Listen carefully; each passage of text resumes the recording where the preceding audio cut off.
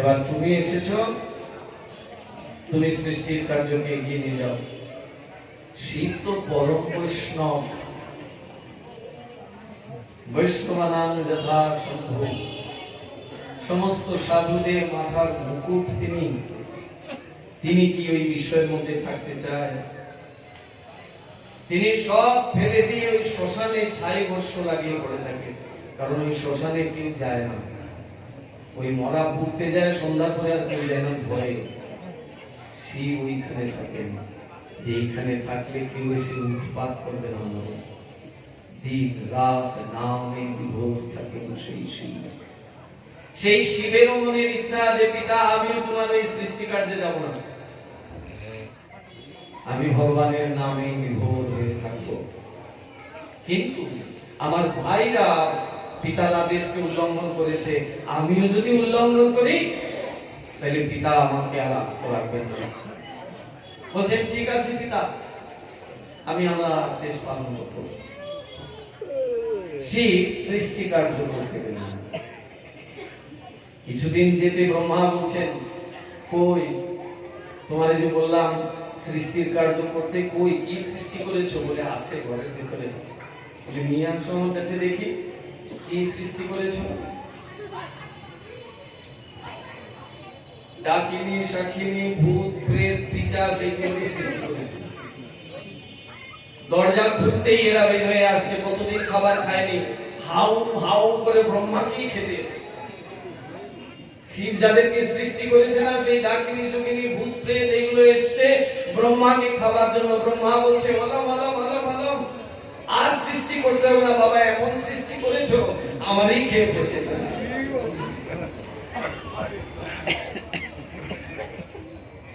শিব মনে মনে খুব খুশি, বাবা বাঁচলাম না। শিব খুব খুশি যে অন্তত এদেরকে সৃষ্টি করেছিলাম বলে এখন বাবাই আমাদের বলছে যে বাবা তোমার সৃষ্টি করতে হবে। শিব খুব আনন্দিত। কিন্তু ব্রহ্মা তো চিন্তায় মগ্ন, প্রভু যে আমায় সৃষ্টি কার্যের দায়িত্ব দিয়েছেন, আমি কি করব? এদের চারজন এরা সৃষ্টি কার্যে যাবে না, শিবকে দিলাম দায়িত্ব, এমন সৃষ্টি করলো আমারই খেয়ে ফেলতে চাই। এখন তাহলে কে সৃষ্টি কার্য? চিন্তায় পড়ে গেলেন। ব্রহ্মা তপস্যা শুরু করলেন, প্রায় পরিবেশনে বসলেন যে প্রভু তুমি যে আদেশ করেছো আমার পক্ষে তো সৃষ্টি করা সম্ভব নয়, তুমি বলে দাও কি করবো আমি। তপস্যায় বসেছেন, ভগবান আবির্ভূত হলেন, হয়ে বলছেন এইভাবে সৃষ্টির কার্য এগোবে না। বলে প্রভু কি করতে হবে? বলে সৃষ্টির কার্যকে এগিয়ে নিয়ে যেতে গেলে একজন পুরুষকে সৃষ্টি করতে হবে, একজন স্ত্রীকে সৃষ্টি করতে হবে। ব্রহ্মা তখন তার দক্ষিণ হস্ত থেকে একজন পুরুষকে সৃষ্টি করলেন, আর বাম অঙ্গ থেকে এক স্ত্রীকে সৃষ্টি করলেন। পুরুষ মনু মহারাজ, স্ত্রী শতরূপা। এই দুইজনকে দিয়ে সৃষ্টির কার্য এগোতে লাগলো। আমরা সেই সৃষ্টি থেকে একটি ছোট্ট উপাখ্যান কালকে অল্প শ্রবণ করেছি, উত্থান পাতে পুত্র ধ্রুবের কথা। সেই মনু মহারাজের দুই ছেলে, বড় ছেলে প্রিয়ব্রত আর ছোট ছেলে উত্থানপাত। প্রিয়ব্রত তিনি সংসারে যাবেন না, তিনি বিবিক্তানন্দে, তাই তিনি সংসার ছেড়ে বনে তপস্যায় চলে গেলেন। উত্থানপাত রাজা হলো। ওইদিকে তিন কন্যা, আকুতি, প্রসূতি, দেবকী, এই তিনজন ঋষির সাথে বিবাহ হলো। তাদের সংসার বিস্তার হতে লাগলো। এইভাবে করে সৃষ্টির কার্য ধীরে ধীরে ধীরে ধীরে অগ্রসর হতে লাগলো। সেখানে এক সময় সূর্য বংশে আবির্ভূত হলেন স্বয়ং ভগবান শ্রীকৃষ্ণ। যদিও এই যে ভগবানের আবির্ভাব, এই নিয়ে আমাদের কাছে স্পষ্ট একটি ধারণা নাই।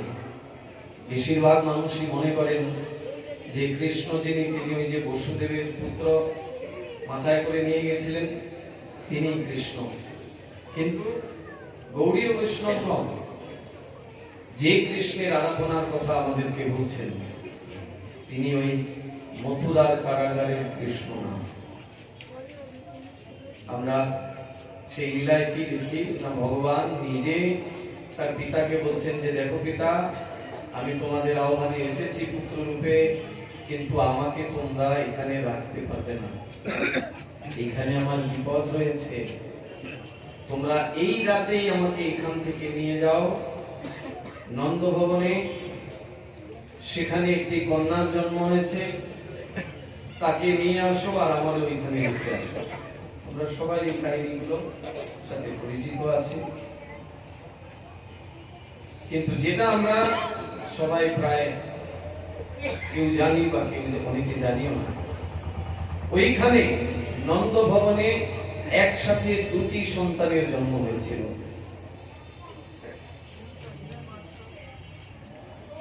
নন্দ ভবনে নন্দ মহারাজের ঘরে দুটি সন্তানের জন্ম হয়েছিল। স্বয়ং যোগমায়া এসেছিলেন, আর এসেছিলেন স্বয়ং পূর্ণতম ভগবান শ্রীকৃষ্ণ। কংসের কারাগারে যার জন্ম হয়েছিল তিনি কৃষ্ণ নহেন, তিনি চতুর্ভুজ নারায়ণ। এবং জন্মের পরেই তিনি প্রথমে ওই স্বরূপেই এসেছিলেন, পরে তিনি শিশু হয়ে বাবাকে বলছেন যে আমাকে রেখে আসুন নামে। আমাদের যিনি উপাস্য কলিযুগে, তিনি নারায়ণ নহেন, আরাধ্য ভগবান ব্রজেশতনয়।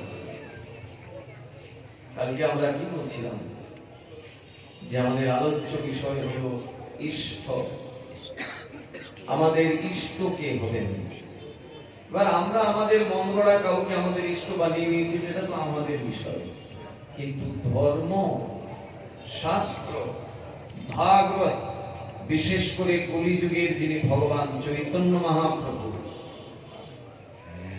তিনি আপনাকে কার আরাধনা করতে বলছেন? আমার আপনার ইষ্ট কে হবেন? এটা মহাপ্রভু নিজে আমাদেরকে দেখিয়ে গেছেন। সেই যে কৃষ্ণ, তিনি ওই মথুরার কারাগারের কৃষ্ণ নহেন, উনি হচ্ছেন দেবকী বসুদেবের পুত্র। আর গৌড়ীয় বৈষ্ণবগণ যে কৃষ্ণের আরাধনা করেন, মহাপ্রভু যে কৃষ্ণের আরাধনার কথা বলছেন, তিনি ওই মথুরার কংসের কারাগারের কৃষ্ণ নহেন। তিনি আবির্ভূত হয়েছেন নন্দ ভবনে, নন্দ গ্রামে, নন্দ মহারাজ এবং যশোদার কুলকে আলোকিত করে। বসুদেব কিন্তু এটি জানে না। বসুদেব যখন তার সন্তানকে নিয়ে গেছেন, তখন ওই খাটে ওই পালঙ্কে দুটি সন্তান ছিল। এক সাক্ষাৎ পরম ব্রহ্ম শ্রীকৃষ্ণ নিজে, আর যোগমায়া। তিনি যে সন্তানকে নিয়ে গেছিলেন, সেই সন্তান সঙ্গে সঙ্গে নন্দ মহারাজের পুত্র কৃষ্ণের শরীরের ভেতরে প্রবেশ করে যায়। আর সেই বালিকাকে অর্থাৎ সেই যোগমায়াকে নিয়ে আসেন নন্দ মহারাজ বসুদেব কংস কারাগারে। এই বিষয়টা অনেকটা সময় নিয়ে শুনতে হবে। কৃষ্ণের জন্মলীলা, আমরা তো সময় অল্প, আমরা অতি অল্প সময়ে এইগুলো শোনার সৌভাগ্য লাভ করবো না। যদি মহাপ্রভু কোনোদিন সময় আমাদেরকে আরেকটু বেশি করে বাড়িয়ে দেন, তাহলে একদিন শুধু জন্মলীলাটা শুনলে আরো বেশি পরিষ্কার হবে আমাদের কাছে। মূলত এই কলিযুগে আমরা যার আরাধনা করব, তিনি নন্দনন্দন যশোদানন্দন শ্রীকৃষ্ণ, দেবকী নন্দন বসুদেব নন্দন কৃষ্ণ নহেন। নারায়ণ, রাম, কৃষ্ণ সবাই ভগবান, বিষ্ণু তত্ত্ব। কিন্তু যদি গুণের বিচার করি, তাহলে সেখানে তারতম্য রয়েছে। গুণের বিচার যদি করি, তিনজনই বিষ্ণু তত্ত্ব, কিন্তু হলে কি হবে? শ্রীকৃষ্ণই হচ্ছেন 16 কলা সম্পন্ন 64 গুণের অধিকারী, আর নারায়ণের 60টি গুণ। ভগবান রামচন্দ্রের 62.5টা গুণ। আমরা যে কৃষ্ণের আরাধনা করি তিনি 64 কলা 64 গুণ সম্পন্ন, এবং এই কৃষ্ণের আরাধনায় আমরা যুক্ত থাকব। তাই সেই কৃষ্ণই আরেকটি মূর্তি নিয়ে আবির্ভূত হয়েছেন এই কলিযুগে, তিনি শ্রীকৃষ্ণ চৈতন্য মহাপ্রভু, সাক্ষাৎ পরম ব্রহ্ম। তিনি অবতার নহেন, তিনি অবতারী, কিন্তু আবির্ভূত হলেন তিনি স্বয়ং কৃষ্ণ। কিন্তু এসেছেন কিভাবে জানেন? অন্তকৃষ্ণ বহির্রাধা, গুরু রূপ ধারণ করে এসেছেন, ভক্ত ভাব অঙ্গীকার করে এসেছেন, আপনি আচরি ধর্ম জীবের শিখায়। কলিযুগের মানুষ তারা সবকিছুতে ছিদ্র অন্বেষণ করে, ধর্ম অধর্ম কি কিছুই জানে না, যেটা অধর্ম ওটাকেই ধর্ম বলে চালিয়ে নেয়। তাই এই যুগে ধর্ম প্রতিষ্ঠা করতে গেলে ভগবানকে আসতে হবে এবং ভগবানকে নিজে আচরণ করে শিক্ষা দিতে হবে। তাই চৈতন্য মহাপ্রভু নিজেকে লুকিয়ে রাখলেন, অর্থাৎ তার ভগবত্তাটা আচ্ছাদিত আর প্রকাশ ভক্ত ভাব। সেই শ্রীমান মহাপ্রভু আমাদেরকে যার উপাসনার কথা বলছেন, আমাদেরকে যে আমাদের ইষ্টের সাথে পরিচয় করিয়ে দিচ্ছেন, তিনি আরাধ্য ভগবান ব্রজেশ তদ্ধাম বৃন্দাবন। তোমাদের আরাধ্য হবে ব্রজেন্দ্র নন্দন, আর ধাম কোথায়? তার ধাম বৃন্দাবন। রম্যা কাচিদ উপাসনা ব্রজবধূ বর্গেন যা কল্পিতা। রম্যা মানে লক্ষ্মীগণ, অনন্ত কোটি ব্রহ্মাণ্ডের লক্ষ্মীগণ যার ঘরের ঝাড়ুদার হিসাবে এসেছে। বৈকুণ্ঠে লক্ষ্মী হচ্ছেন কি? নারায়ণের গৃহিণী, এক আসনে বসেন। আর বৃন্দাবনে সেই নারায়ণের লক্ষ্মী এসে ঝাড় দেয় ব্রজধামকে। এই জন্য তো বৃন্দাবন সর্বোপরি সর্বশ্রেষ্ঠ, যার সাথে অন্য কোন ধামের তুলনাও হতে পারে না। এই মাত্র একটা ধাম, যে ধামে প্রত্যেকটি ধূলিকণার মধ্যে রাধা কৃষ্ণ বিদ্যমান রয়েছেন। এই বৃন্দাবনে ভগবান যতদিন লীলা বিলাস করেছেন, একদিনও চরণে পাদুকা পড়েননি, খালি পায়ে বিচরণ করেছেন। বৃন্দাবনের প্রত্যেকটি রজের মধ্যে কৃষ্ণের চরণ চিহ্ন লুকিয়ে আছে। ধ্বজ, পতাকা, রথ আদি ভগবানের যে দিব্য চরণ চিহ্ন, সেগুলো বৃন্দাবন আমি পাবেন, অন্য কোথাও নাই। বৈকুণ্ঠেও যদি নারায়ণ কখনো খালি পায়ে হাঁটতে গেছেন, সঙ্গে সঙ্গে দেখা গেছে কি, যেখানে পা রাখবেন ওইখানে লক্ষ্মী দেবী একটি পদ্ম উঠিয়ে রেখেছেন, পদ্মের উপরে চরণ রেখেছেন, ভূমি স্পর্শ করে নাই। এই একমাত্র ধাম বৃন্দাবন, যেখানে ভগবানের চরণ রজে লুকিয়ে আছে, যেখানে ভগবানের চরণ চিহ্ন আজও দেখা যায়। অদ্যাপিও সেই লীলা করে গৌরায়, কোন ভাগ্যবানের কেউ দেখি পাবে। আমার আপনার মতো জড়বদ্ধ জীব তো দর্শন করতে পারে না। সেই বিভূতিগণ, সেই মহাত্মাগণ, তারা সব কিছুতে রাধা গোবিন্দকে অনুভব করে। আমাদের ঠিকানা ওই বৃন্দাবন, ওটাই আমাদের নিত্য বাসস্থান। আর যেখানে এখন বাসা বেঁধে রেখেছি, ওটা ক্ষণিকে, ঝড় আসলেই, তুফান আসলেই বলো হরি হরি বল, শ্মশানে গিয়ে হাজির হতে হবে। এই মোহের হাত থেকে বেরোতে হবে। এই মোহের মধ্যে আর কতকাল পড়ে থাকবেন? আমার এটা, আমার ওটা, আমার, এই মোহ থেকে একবার বেরোতে হবে। ভগবান বলছেন যে একবার বেরোনোর চেষ্টা করে আমি তাকে টেনে আমার কাছে নিয়ে আসি। কিন্তু আমরা তো এই মোহের মধ্যে পড়েই ওই ইন্দ্র যেরকম বলছে, এর চাইতে ভালো জায়গা আর কোথাও আছে? আমার বিশ্বাস আমরাও জন্ম জন্মান্তর ধরে এই বিষয়রূপী বিষ্ঠাটাকেই আমাদের বলে ভেবে বসে আছি। কিন্তু এটা আমার নয়, আমার স্থান হচ্ছে ভগবানের চরণ। আমি ভগবানের দাস। যে দাস হওয়ার জন্য স্বর্গের দেবতারা ভগবানের কাছে প্রার্থনা করেন, প্রভু পৃথিবী লোকে একবার মনুষ্য দেহকে জন্ম দাও। এই পৃথিবী লোকে মনুষ্য শরীর প্রাপ্ত হয়ে সাধনা করে যত তাড়াতাড়ি তোমার কাছে আসা যায়, অন্য কোন লোকে গিয়ে এত তাড়াতাড়ি সম্ভব নয়। আর আমরা সেই দিব্য মানব শরীর প্রাপ্ত হলেও ভগবানের সেবায় এই দেহটাকে লাগাতে পারলাম না। দুর্দৈবম ইদৃশৌ বিহাজনী নামরাগ। কলিযুগের জীবের দুর্দৈব, দুর্ভাগ্য যে সব কিছু পেয়েও তারা কিছুই দিতে পারল না। এরকম কোন যুগে কোন ভগবান ছিলেন যিনি পবিত্র অপবিত্রতার বিচার রাখেননি? তিনি যে ধর্মটাকে কলিযুগে প্রতিষ্ঠা করেছেন, এই নাম সংকীর্তন বলছেন, এই নাম সংকীর্তন যে কোনো অবস্থায় হবে, অর্থাৎ এই হরি নাম পবিত্র অপবিত্র যে কোনো অবস্থায় হবে। আমাদের অপবিত্রতা হয় না, মিথ্যা কথা বললে অপবিত্রতা আসে, মায়েদের প্রতি মাসে অপবিত্রতার একটা বিষয় আছে। আমরা সদা সর্বদাই অপবিত্র। কাহিনী কোন দিক দিয়ে কোথায় যায় দেখুন। দেবরাজ ইন্দ্রকে দিয়ে অনেক অনেক শিক্ষা ভাগ করতে দিয়েছেন। মানে একটা মানুষ যখন ঐশ্বর্যের সিংহাসনে বসে না, তখন সে ধরাকে সদা জ্ঞান করে না।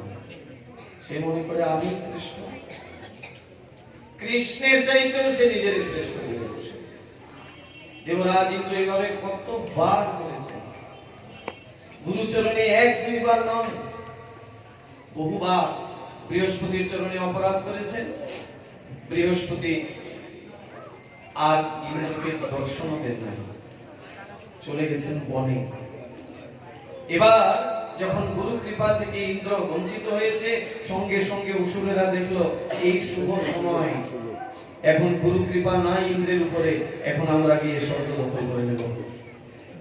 আসলেন, এসে ইন্দ্রকে পরাজিত করলেন, স্বর্গে আবির্ভাব হয়েছে। এখন সবাই গিয়ে ভগবানের কাছে সমবেত হলেন, ব্রহ্মার কাছে। বলে ব্রহ্মা একটা উপায় বার করো। বলে কি উপায় বার করবো? গুরুচরণে অপরাধ করেছে, ও গুরু কৃপা থেকে বঞ্চিত, এখন তো কেউ তার কৃপা করবে না, ভগবানও করবে না। তো তোমরা আমার কাছে এসেছো, আমি কি বার করতে পারি? আচ্ছা দেখো, একজন তত্ত্বদর্শী গুরু যদি পাও, তার সান্নিধ্যে গিয়ে তিনি যদি কৃপা করেন, তাহলে পুনরায় আবার স্বর্গ ফিরে যেতে পারবে। খুঁজতে খুঁজতে খুঁজতে খুঁজতে খুঁজতে খুঁজতে আসলেন ত্রষ্টা ঋষির পুত্র বিশ্বরূপের কাছে। এসে চরণে পড়লেন, দেবরাজ ইন্দ্র তথা সমস্ত দেবতাগণ, আপনি কৃপা করুন, গুরু রুষ্ট হয়েছেন, এবার আপনি কৃপা করে আমাদের দুঃখ মোচন করুন। বিশ্বরূপ কৃপা করলেন দেবরাজ ইন্দ্রকে। বিশ্বরূপের তিন মাথা, এক মাথা দিয়ে অসুরদেরকেও তিনি কৃপা করেন, এক মাথা দিয়ে দেবতাদেরকেও কৃপা করেন, এক মাথা দিয়ে সর্বসাধারণকে কৃপা করেন। গুরু যিনি হবেন, তার মধ্যে কোনো পক্ষপাতিত্ব নাই। একটা দোষী ব্যক্তিও যদি হয়, তার কাছে যদি আসে, তিনি তাকেও করুণা দিয়ে তাকেও সৎ করার চেষ্টা করেন। এটা গুরুর মহিমা। রত্নাকর দস্যুকে পর্যন্ত গুরু কৃপা করে বাল্মীকি মুনি বানিয়েছিলেন। তিনি কি জানতেন না যে প্রত্যেকদিন মানুষ খুন করে, এই প্রতিদিন মানুষ বধ করে, অতএব এর কৃপা করব না, এটা করলেন না, বরং তার দিব্য চক্ষু দান করলেন এবং দেখালেন যে দেখো, তুমি যাদেরকে আপন ভাবছো, এই সংসারের লোক তোমার আপন, যাদের জন্য তুমি মানুষ খুন করো, যাও তো একবার তোমার ওই আপন লোককে জিজ্ঞাসা করে আসো, প্রতিদিন যে তুমি পাপ করছো, সেই পাপের অংশ তারা কতটা নেবে। রত্নাকর বলছেন, কেন নেবে না? অবশ্যই নেবে, বলে যাও না জিজ্ঞাসা করে আসো। আসলেন স্ত্রীর কাছে, এসে বলছেন, আজকে এক বেটারে ধরেছি, দেখতে সাধু, সেই সাধু আমারে কি বলে জানো? বলে তুমি যে এই বিস্তার মধ্যে পড়ে আছো আর সবকিছুকে নিজের নিজের আপন আপন ভাবছো, যাদের জন্য তুমি এই রকমের হীন কার্য করো, এই যে মানুষকে হত্যা করে